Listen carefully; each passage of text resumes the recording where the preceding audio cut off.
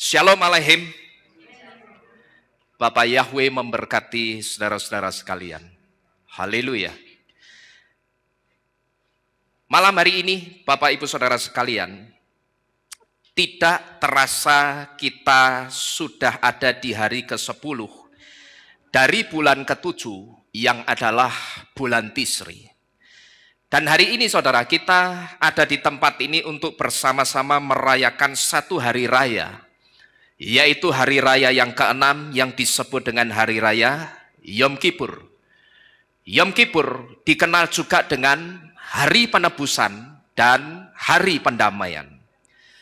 Nah, kalau Yom Kippur itu disebut hari penebusan dan hari pendamaian, ini artinya saudara, kita baru bisa ditebus. Yang saya sebut kita ditebus itu artinya kita diselamatkan. Kita baru bisa ditebus atau diselamatkan itu kalau sudah ada pendamaian. Tanpa pendamaian tidak akan pernah ada yang namanya penebusan. Tanpa pendamaian tidak akan pernah terjadi penebusan. Dan Yesua itu tidak hanya menjadi juru selamat kita, tetapi Yesua itu juga juru damai kita. Yesua itu juga juru damai kita yang mendamaikan kita dengan Bapa Yahweh. Dan ketika tirai bait suci terbelah dari atas ke bawah, ketika Yesua disalib, itulah saat di mana Yesua itu menjadi juru damai kita.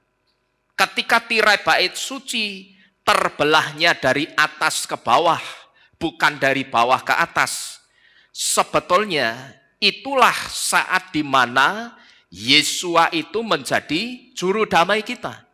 Atau saat di mana Yesua itu memperdamaikan kita dengan Bapa Yahweh.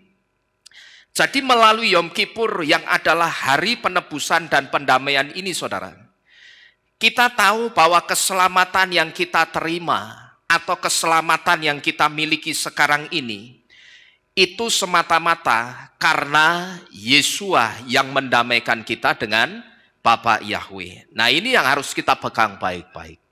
Bahwa keselamatan yang sekarang ini sudah kita miliki di dalam Bapa Yahweh, itu bukan karena penerimaan kita kepada Bapa Yahweh. Ingat, kitab suci tidak pernah mengatakan bahwa kitalah yang memilih Bapa Yahweh. Tetapi kitab suci katakan, bukan kamu yang memilih aku, tetapi akulah yang memilih kamu. Bapa Yahweh lah yang milih kita, saudara. Jadi sekali lagi melalui Yom Kippur yang adalah hari penebusan dan pendamaian ini kita tahu bahwa keselamatan yang kita terima atau kita miliki sekarang ini itu karena Yesua yang mendamaikan kita dengan Bapa Yahweh. Kalau Yesua tidak mendamaikan kita dengan Bapa Yahweh, kita bisa punya keselamatan atau tidak kira-kira? Halo? Kalau Yesua tidak jadi juru damai kita, otomatis Yesua juga tidak mendamaikan kita. Nah, kalau Yesua tidak mendamaikan kita, kita bisa punya keselamatan atau tidak kira-kira? Tidak. Jadi kalau Yesua sudah mendamaikan kita dengan Bapa Yahweh, kalau saya renung-renungkan saudara, betapa tragisnya kalau sekarang ini banyak orang-orang yang sudah percaya Bapa Yahweh, tetapi orang-orang itu justru sekarang ini menolak juru damainya, menolak Yesuanya. Dan kalau kita buat satu pertanyaan, apakah nantinya orang-orang yang menolak juru damai itu akan diselamatkan?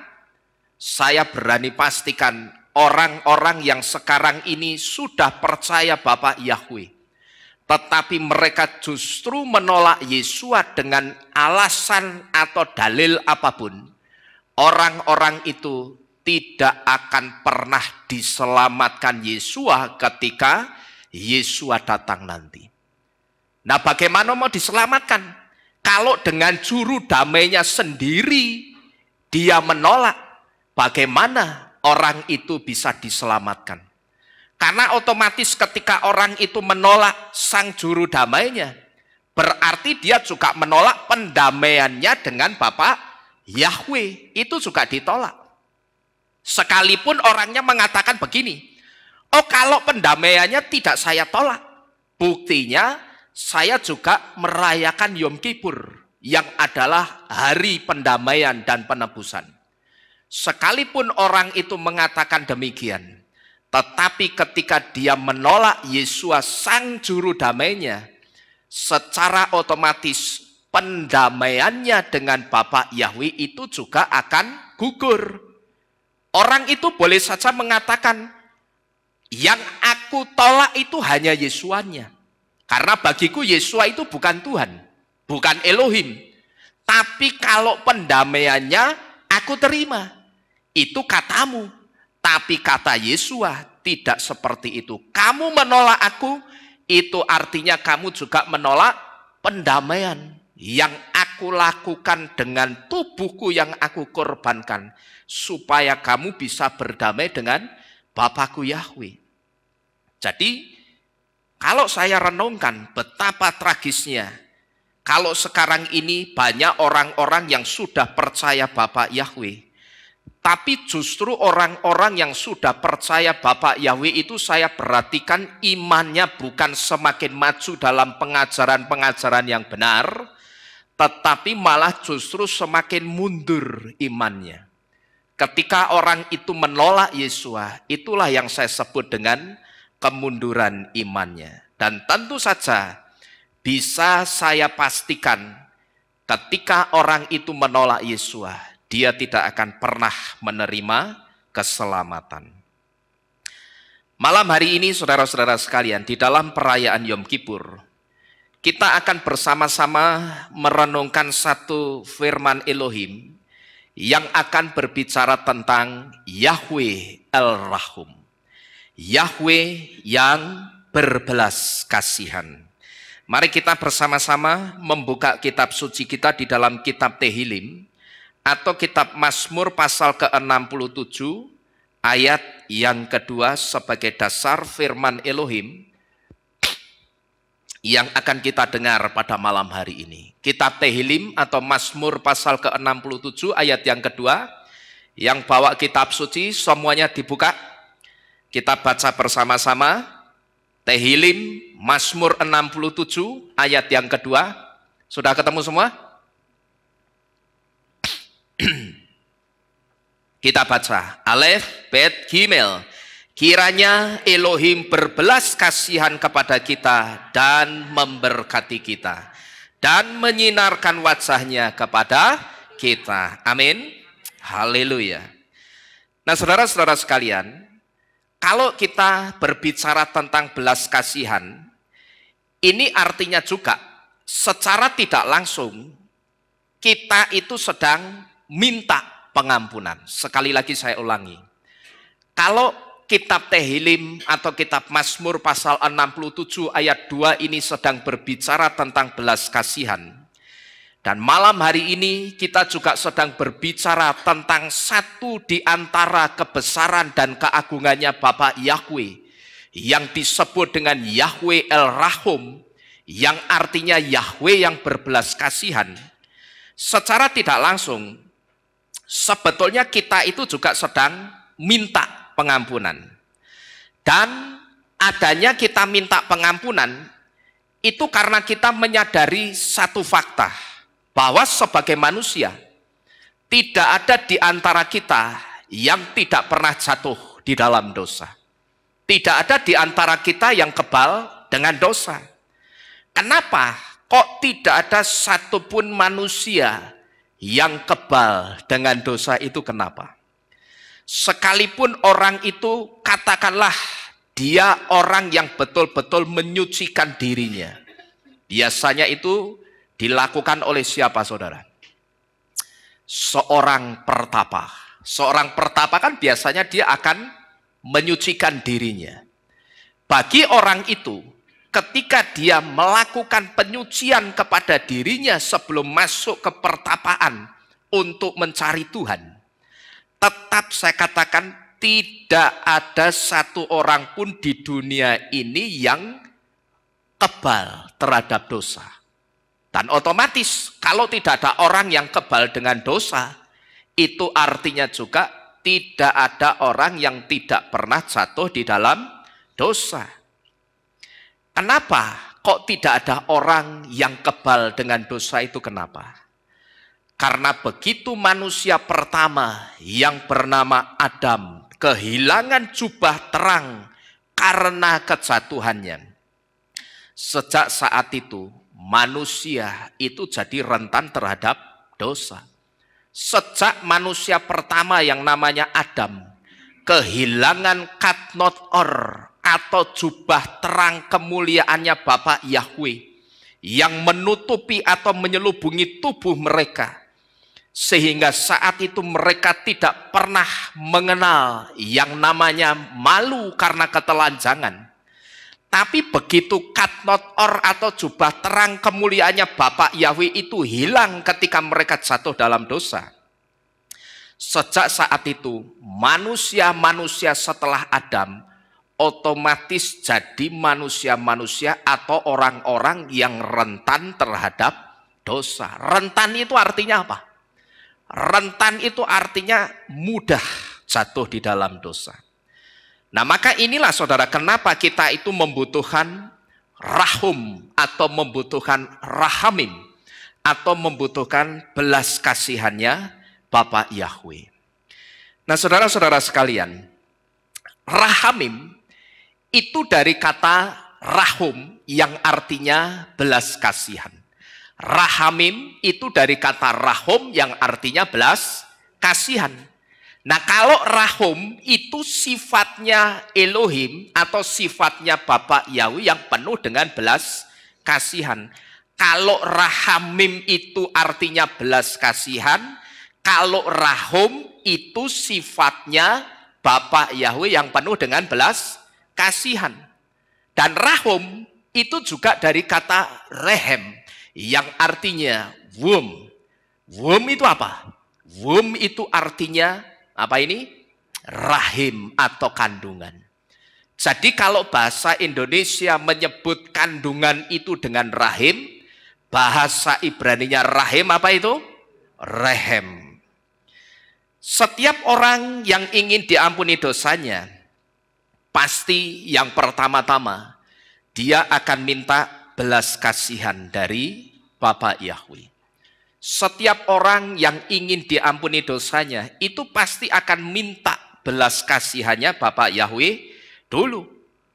Bahkan tidak hanya minta belas kasihannya Tuhan, tetapi sampai ada orang yang melakukan puasa, dan sampai ada juga orang yang betul-betul nangis di hadapan Tuhan demi orang itu bisa mendapatkan yang namanya rahum atau belas kasihannya Bapa Yahweh. Karena apa? Kok orang itu sampai melakukan puasa, sampai dia nangis sungguh-sungguh di hadapan Tuhan untuk demi bisa mendapatkan belas kasihan itu karena apa? Ini tidak lain karena hanya dengan belas kasihan Bapa Yahweh orang yang berdosa itu baru bisa diampuni. Ya, tanpa belas kasihan siapapun orangnya, dia seorang yang super power pun di dunia ini, ketika dia jatuh dalam dosa tapi dia tidak pernah minta belas kasihan, langsung minta diampuni begitu saja tanpa melewati fase minta belas kasihan dulu, tidak akan pernah ada pengampunan untuk orang itu. Nah, cuman yang cukup disayangkan begini saudara, kebanyakan orang yang minta diampuni dosanya, ngertinya diampuni dosanya itu cuman supaya tidak dihukum Tuhan. Nah, ini yang cukup disayangkan di sini. Yang cukup disayangkan, ngertinya orang diminta pengampunan Tuhan itu supaya tidak dihukum Tuhan. Memang saya katakan diampuni supaya tidak dihukum, pengertian ini tidak serta-merta salah. Bahkan bisa saya katakan pengertian ini benar. Tetapi kita harus tahu bahwa ada yang lebih penting, ada yang lebih esensi lagi dari kenapa kita itu membutuhkan belas kasihannya Bapa Yahweh. Nah, kalau ada yang lebih penting, ada yang lebih esensi atau lebih inti lagi kenapa kita itu butuh belas kasihannya Bapa Yahweh. Ini artinya belas kasihan itu sebetulnya bukan cuman untuk jadi penahan murkanya Bapa Yahweh, itu bukan. Tapi ada yang lebih dalam dari hal tersebut. Kita butuh rahum atau belas kasihannya Bapa Yahweh. Itu karena rahum akan membuat kita tahu bahwa Yahweh Elohim yang kita sembah dan kita percaya sebagai Tuhan dan Juru Selamat kita, itu tidak hanya Elohim yang setia, saudara, tetapi Bapa Yahweh itu Elohim yang sangat setia. Amin. Sekalipun kita sedang dalam kejatuhan seperti apapun, asal saudara tahu, kita itu mau jatuh dalam dosa apapun, Bapa Yahweh itu tetap setia menunggu saudara dan saya. Huruf res di dalam kata rahum dengan artinya what is the highest and holy, yang artinya yang maha tinggi dan kudus. Yang tidak lain, yang maha tinggi dan kudus ini arahnya kepada Bapa Yahweh. Dan huruf res dengan artinya be faithful atau setia. Dua arti huruf res ini memberitahu kepada kita. Jadi sekali lagi, sebetulnya belas kasihan atau pengampunan itu lebih dari sekedar penahan murkanya Bapa Yahweh. Perhatikan ini baik-baik. Belas kasihan atau kemurahan atau pengampunan itu lebih dari sekedar penahan murkanya Bapa Yahweh. Sekalipun yang selama ini dimengerti orang, minta diampuni, minta dikasih belas kasihan supaya tidak dihukum Tuhan. Ya saya katakan ini tidak salah. Memang minta diampuni itu supaya tidak dihukum itu betul. Tetapi kalau pengertian kita hanya sampai di situ, saya sebut pengertian kita baru sebatas di permukaan, saudara.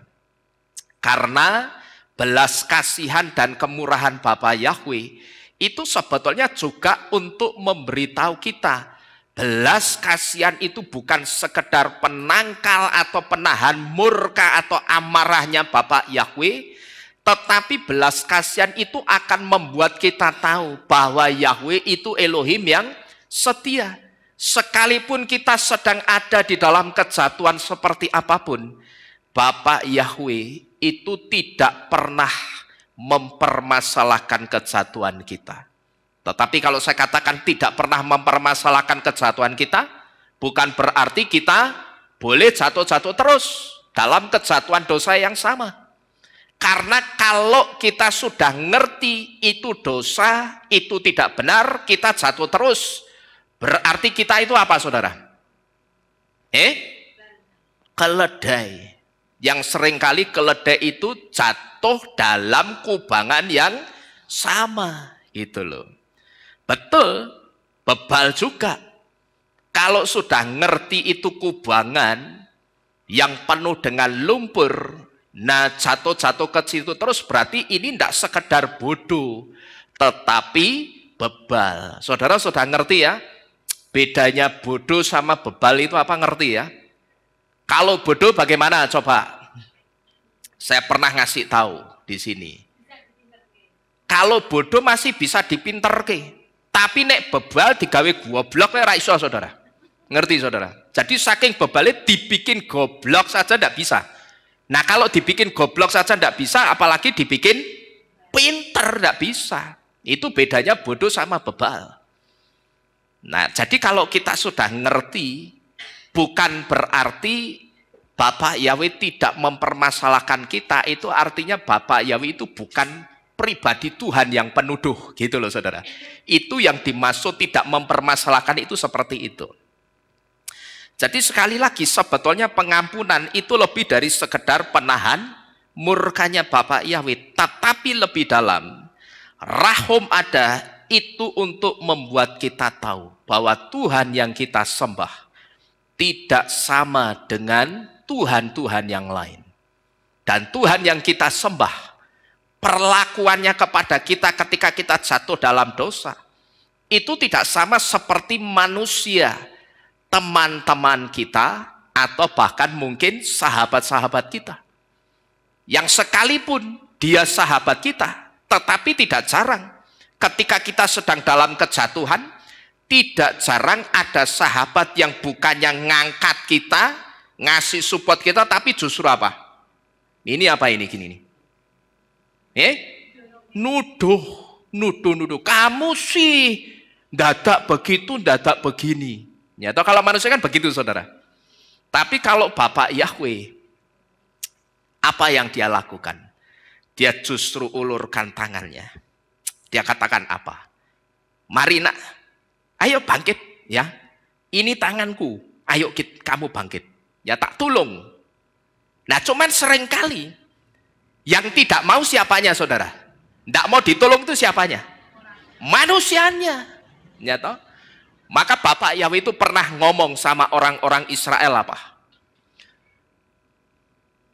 Dalam tinggal tenang dan mempercayakan diri, di situ akan muncul kekuatanmu.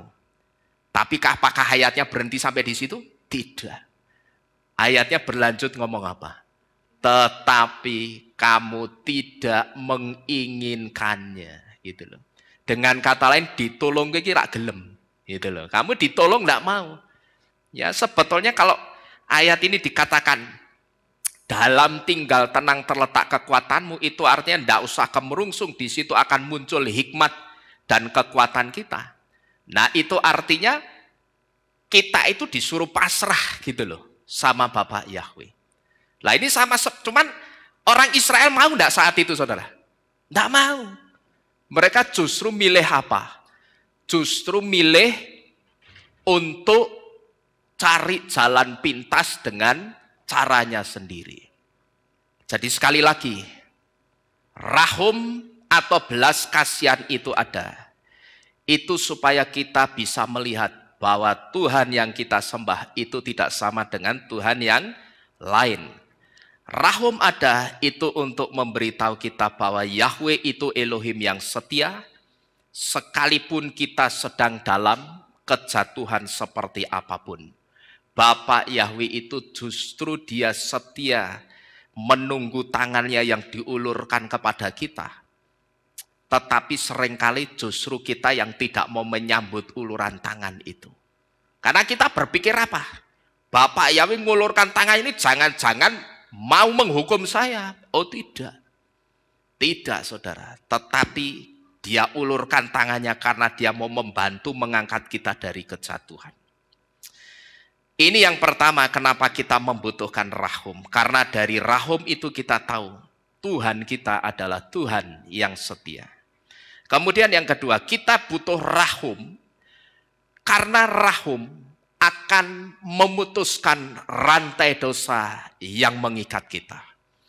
Huruf het di dalam kata rahum dengan artinya to cut off, yang artinya memotong, yang sedang berbicara memutuskan rantai dosa ini, memberitahu kepada kita. Selama tidak ada belas kasihan, saudara, maka tidak akan pernah ada juga pengampunan.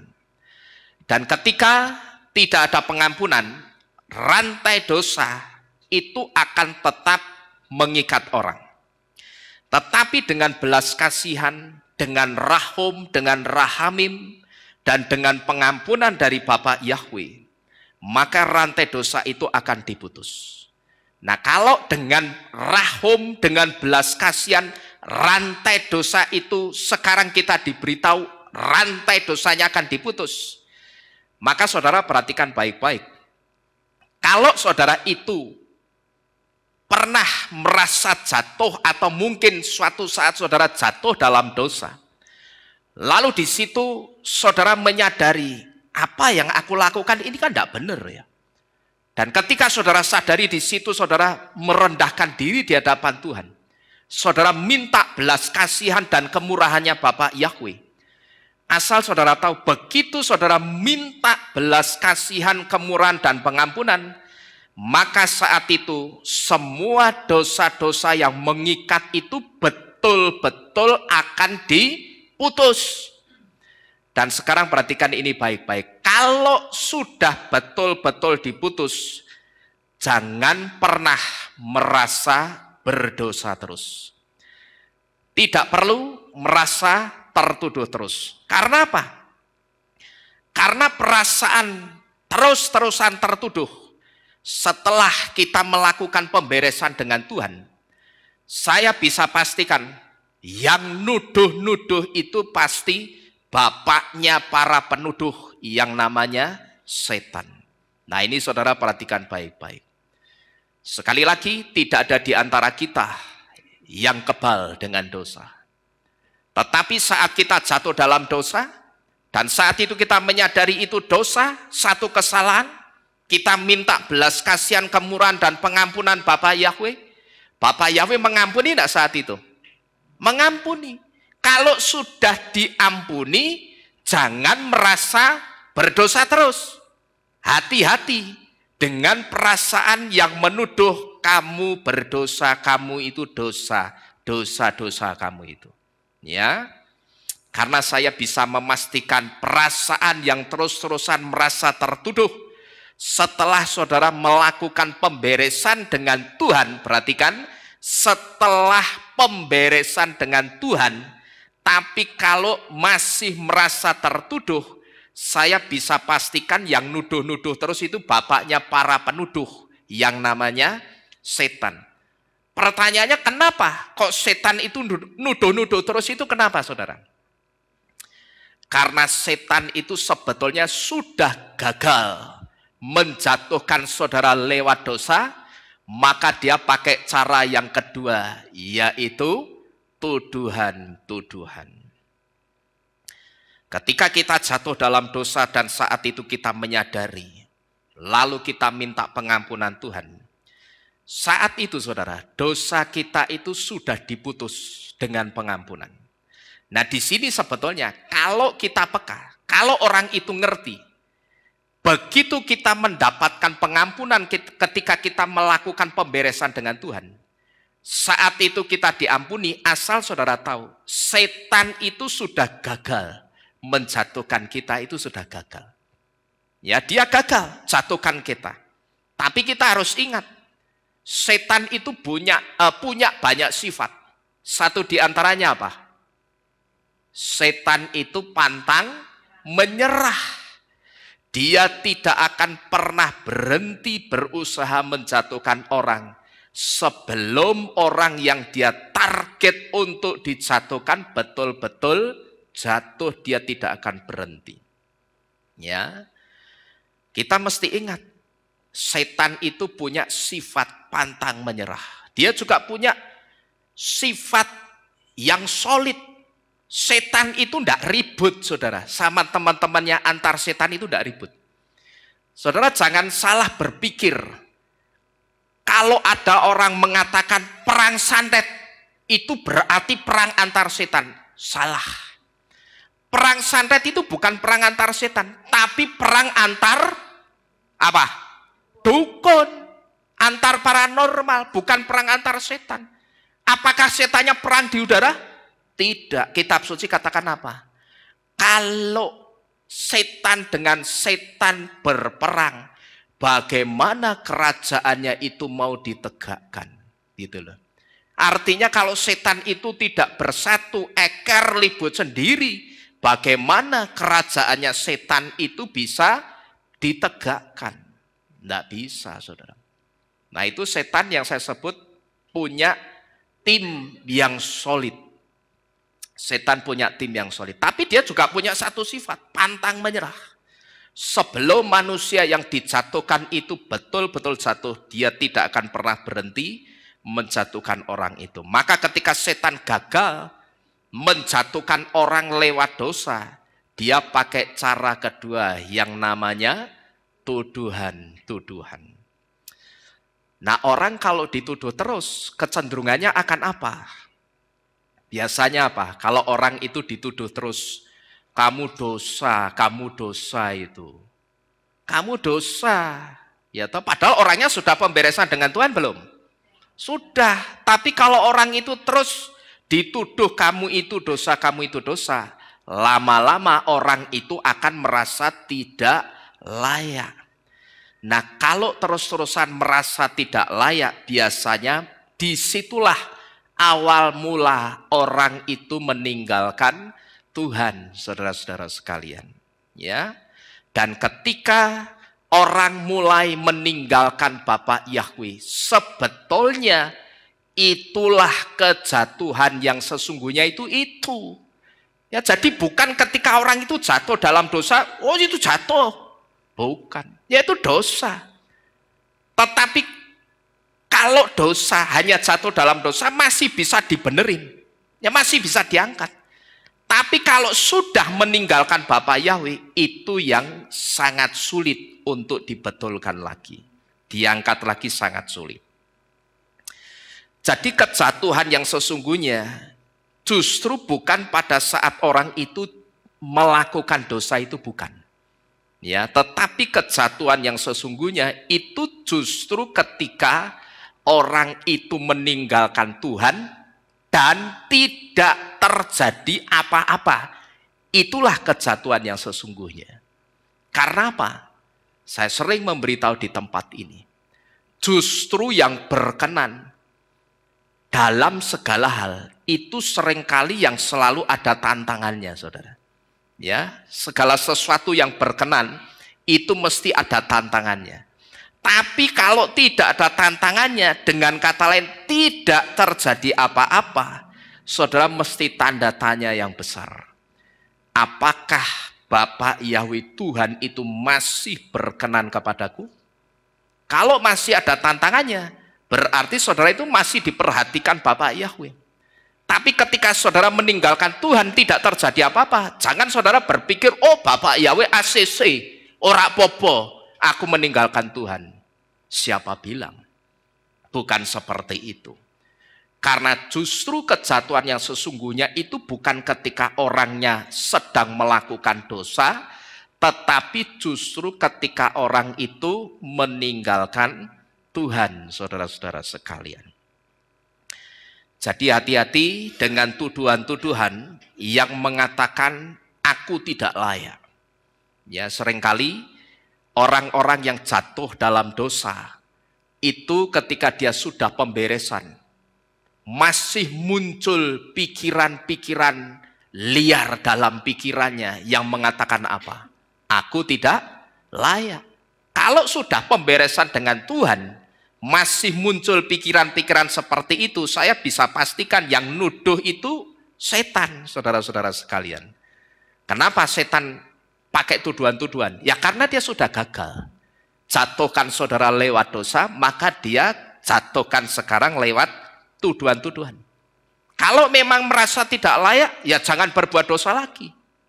Karena biasanya orang kalau sudah pemberesan dengan Tuhan, tetapi masih sering muncul tuduhan-tuduhan di hatinya, bisa dipastikan kemungkinan besarnya orang itu masih tidak beres, gitu loh.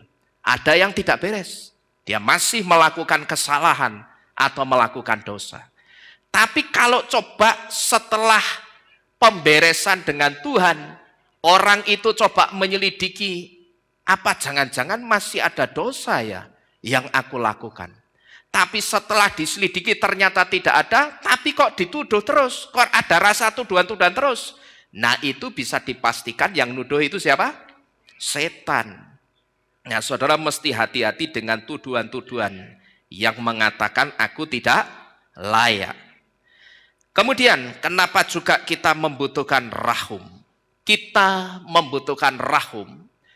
Karena rahum atau belas kasihannya Bapa Yahweh itu akan menyatukan kita kembali dengan kemuliaannya Bapa Yahweh yang sempat hilang atau sempat pergi dari kehidupan kita. Kapan itu? Ketika kita jatuh dalam dosa.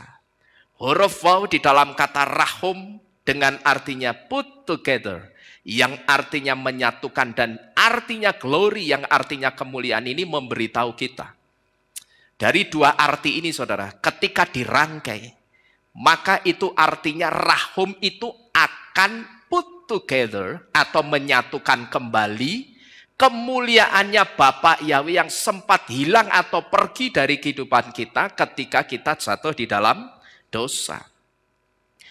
Ini persis seperti yang ditulis di dalam kitab suci, yaitu kisahnya Adam dan Hawa. Ketika Adam dan Hawa jatuh di dalam dosa, kitab suci menulis apa? Mereka kehilangan kemuliaannya Elohim. Mereka kehilangan kemuliaannya Tuhan. Katnot or atau jubah terang yang tadinya menyelimuti tubuh mereka dari ujung rambut sampai ujung kaki. Seketika itu juga jubah terang kemuliaannya Bapa Yahweh yang membuat mereka tidak pernah kenal yang namanya malu ketelanjangan. Seketika itu juga jubah terangnya itu hilang saudara. Nah, sama seperti Adam dan Hawa yang kehilangan kemuliaan Elohim ketika mereka jatuh dalam dosa. Saudara dan saya, kita pun juga bisa kehilangan kemuliaan Tuhan ketika kita jatuh dalam dosa. Nah, tetapi dengan rahum, dengan belas kasihannya Bapa Yahweh, semua kemuliaannya Bapa Yahweh yang sempat pergi di dalam kehidupan kita ketika kita jatuh di dalam dosa, itu akan dikembalikan Bapa Yahweh lagi di dalam kehidupan kita.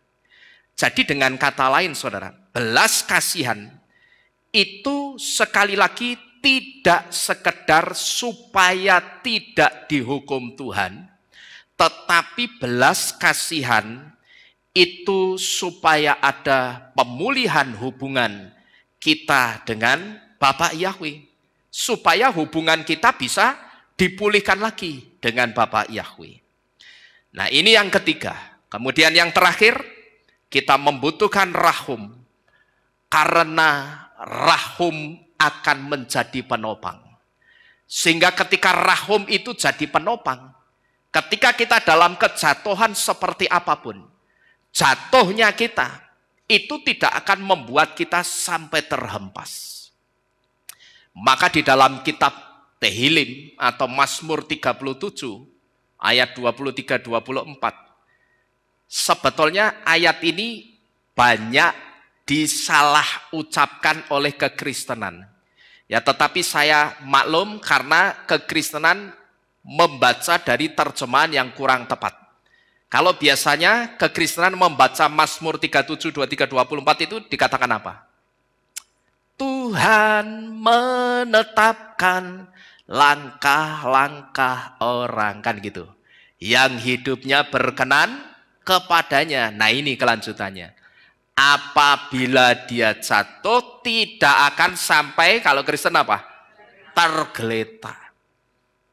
Apabila dia jatuh tidak akan sampai tergeletak, itu terjemahan yang keliru. Kalau tergeletak, itu geletak. Benar? Geletak itu berarti begitu jatuh, blodak ya sudah di situ. Tapi kalau terjemahan yang benar, apabila dia jatuh tidak akan sampai terhempas. Yang disebut terhempas itu apa? Begitu jatuh langsar sampai sana gitu loh. Itu yang disebut terhempas. Jadi yang keempat, rahum atau belas kasihannya Bapa Yahweh itu akan jadi penopang saudara. Sehingga ketika kita ditopang oleh belas kasihannya Bapa Yahweh, kita yang menyadari bahwa tidak ada di antara kita yang kebal dengan dosa. Kalau mungkin suatu saat kita jatuh di dalam dosa, jatuhnya kita itu tidak akan sampai terhempas jauh, tidak akan. Huruf mem di dalam kata rahum dengan artinya brab yang artinya menopang, memberitahu kepada kita. Dan inilah yang membuat kita ketika kita sempat diizinkan jatuh. Tetapi kejatuhan kita itu tidak berlangsung lama. Karena saat itu ada rahum, ada belas kasihannya Bapa Yahweh yang akan menopang dan mengangkat kita keluar dari dosa itu. Sehingga ketika kita jatuh, kitab suci katakan jatuhnya kita itu tidak akan pernah dibiarkan sampai terhempas jauh, itu tidak akan. Bahkan tidak dibiarkan sampai terhempas dan hancur. Karena nek orang jatuhnya cuma geledak, ya sudah di situ. Tapi nek jatuh sampai terhempas, bisa dipastikan dia akan hancur. Nah, tetapi dengan rahum inilah yang akan membuat kejatuhan seseorang di dalam dosa itu tidak berlangsung lama. Karena ada belas kasihannya Bapak Yahweh yang menopang dan mengangkat orang itu.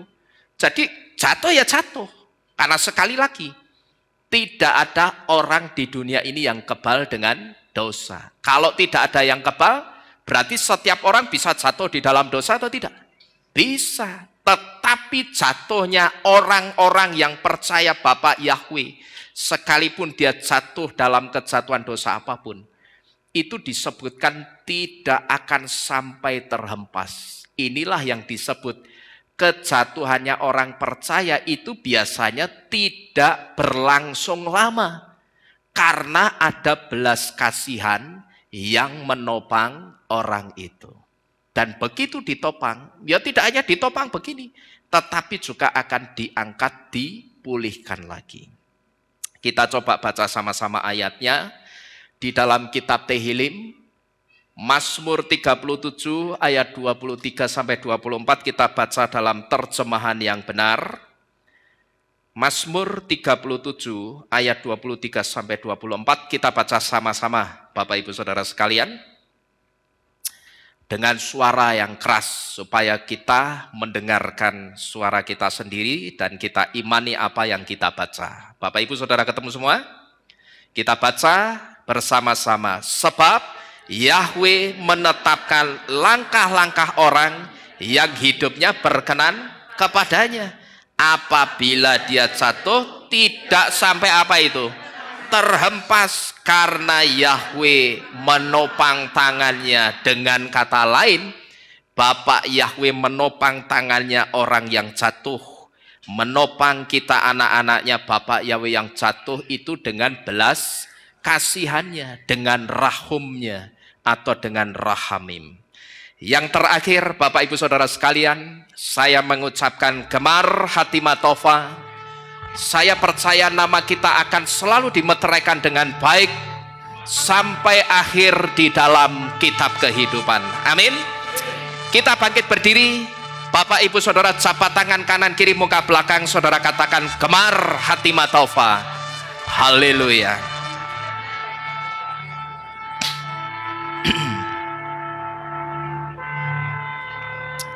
Haleluya. Gemar hati Matofa.